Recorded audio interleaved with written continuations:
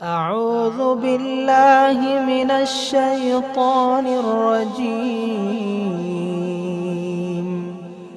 بسم الله الرحمن الرحيم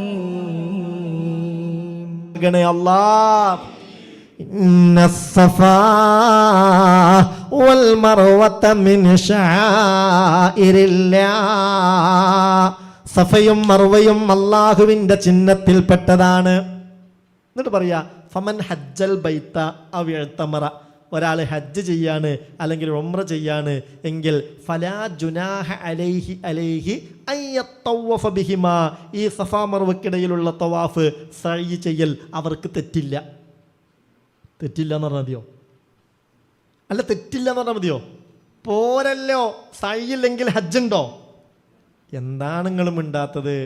സഅയില്ലെങ്കിൽ ഹജ്ജുണ്ടോ? സഅയില്ലെങ്കിൽ ഉംറ ഉണ്ടോ? ഇല്ലല്ലോ. പിന്നെന്താ തെറ്റില്ല എന്ന് പറഞ്ഞാൽ അതിനൊരു കാരണമുണ്ട്. അതിനൊരു കാരണമുണ്ട്.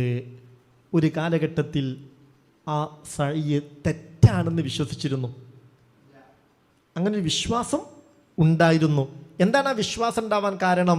രണ്ടാളുകൾ കഅബാലയത്തിൻ്റെ ഉള്ളിൽ വെച്ച് വ്യഭിചരിച്ചു.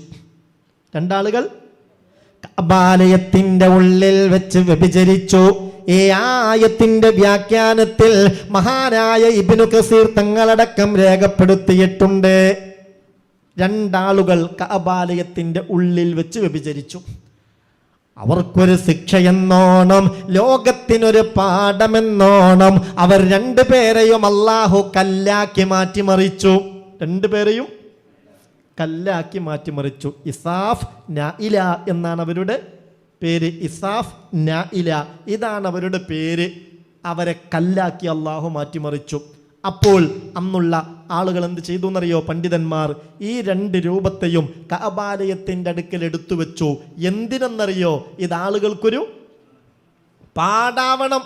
അല്ലാഹു ബഹുമാനിച്ച ആദരിച്ച സ്ഥലത്ത് വെച്ച് ഇങ്ങനെയുള്ള തോന്നിവാസം ചെയ്യുന്നവർ അവര് തിരിച്ചറിയേണ്ടതാണ്, അവർ ഉൾക്കൊള്ളേണ്ടതാണ്. അവർക്കുള്ള ഒരു പാഠമാണെന്ന നിലയിൽ ഈ രണ്ട് രൂപത്തെയും കഅബയുടെ പുറത്തെടുത്ത് വെച്ചു. കുറച്ചുകൂടി കഴിഞ്ഞപ്പോൾ അവരെന്ത് ചെയ്തു എന്നറിയോ? കഅബയുടെ അടുത്തുള്ള അത്യാവശ്യം ഉയരമുള്ളൊരു കുന്നാണല്ലോ സഫയും മർവയും. ഇസാഫിനെ സഫയിൽ കൊണ്ടുപോയി വെച്ചു, നാഇലയെ മർവയിലും കൊണ്ടുപോയി വെച്ചു.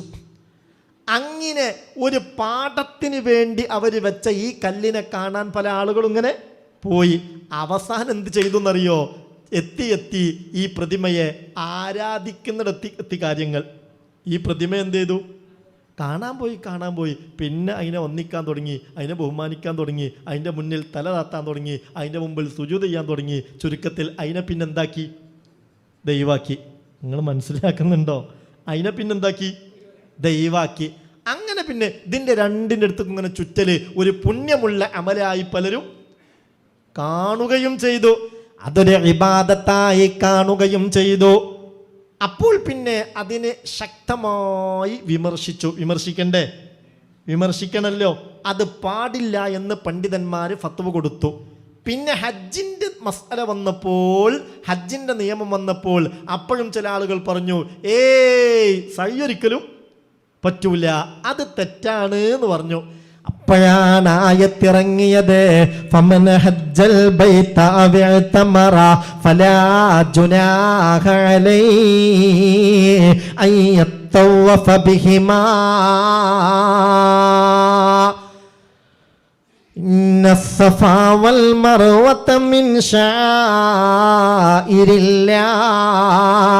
സഫയും മർവയും അല്ലാഹുവിൻ്റെ ചിഹ്നത്തിൽപ്പെട്ടതാണ്. ഫമൻ ഹജ്ജൽ ബൈത അവ ഇഅ്തമറ ഫലാ ജുനാഹ അലൈഹി അയ്യത്തവഫ ബിഹിമാ. ഹജ്ജിലും ഉംറയിലും ഒരിക്കലും ഈ സഫാ മർവക്കിടയിലുള്ള സഅയ് തെറ്റല്ല. അതാണ് പറഞ്ഞതിനർത്ഥം.